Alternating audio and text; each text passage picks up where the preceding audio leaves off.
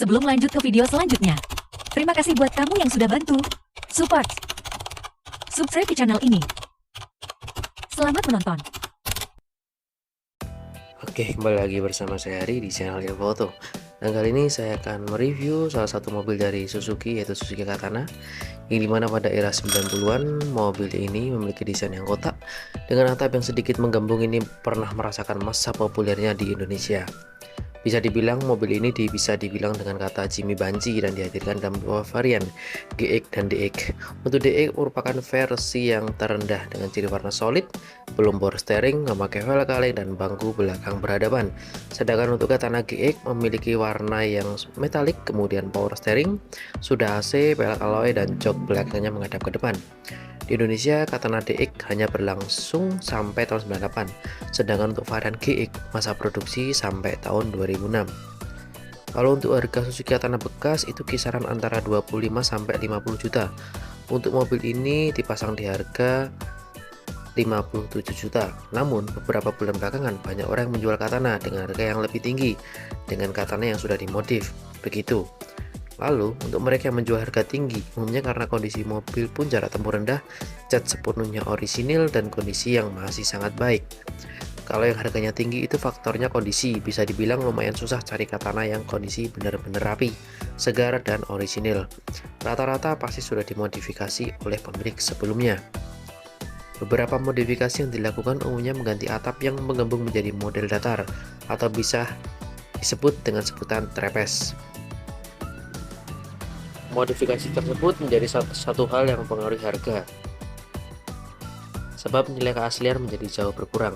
Umumnya para pembeli yang ingin bernostalgia lebih mementingkan nilai orisinalitas mobil yang akan dibeli. Kemudian untuk kelebihan Suzuki Katana sendiri yaitu harga spare part yang murah, ketersediaan spare part mudah dicari, banyak pilihan spare part orisinil dan KW. Pajak kendaraan yang murah, bisa dibilang antara 500 sampai 700 ribu, kemudian konsumsi BBM irit, mudah dikendari, perawatan mudah, dan dimensinya kecil. Lalu untuk kekurangan, mobil ini walaupun punya banyak kelebihan, bukan berarti Suzuki Katana hadir tanpa kekurangan. Mobil yang dibuat di Indonesia ini tetap punya kekurangan, yang membuat para pemiliknya terkadang menyesal memiliki mobil ini. Kalau kekurangannya tetap ada lah, paling yang terasa banget itu ya kenyamanannya yang lumayan bikin sakit punggung. Selain ketidaknyamanan suspensi, ternyata penderitaan pengguna Katana belum selesai sampai di situ, yaitu di ruang kabin yang sempit serta peredaman kabin yang jauh dari kata sempurna, membuat rasa berkendara yang cukup buruk. Apalagi saat melewati jalan rusak, sensasi ini akan sangat terasa ketika mengendari Katana. Namun, para penggemar Katana sudah paham dengan hal ini. Lalu, apa saja untuk kekurangan Suzuki Katana? Yaitu suspensi keras, rasa berkendara tidak nyaman, posisi duduk tidak nyaman, rem berat karena belum memakai poster rem, peredaman kabin buruk, ruang kabin yang sempit, belum power steering, tenaga mesin loyo, top speed hanya 80 km per jam. Lalu, bagaimana kita dapat memilih mobil Katana bekas saat membeli, atau tips sebelum membeli Katana bekas? Sebagai mobil yang usianya sudah lebih dari 20-an tahun, ya perlu ekstra hati-hati saat melihat kondisi, guys. Pertama yaitu perhatikan karat ada di bagian dek, selap pintu, dan atap yang sudah timbul keropos akibat usia. Kemudian bagi mereka yang terbiasa bermain mobil tua, rasanya memperbaiki karat itu cukup menyebalkan. Kemudian upayakan mesin yang teman beli usahakan dalam kondisi kering. Kemudian interior dan aksesoris yang lengkap.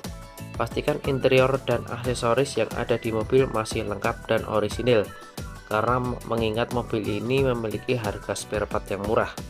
Tetapi mobil yang aksesorisnya masih lengkap akan menambah nilai jual di kemudian hari.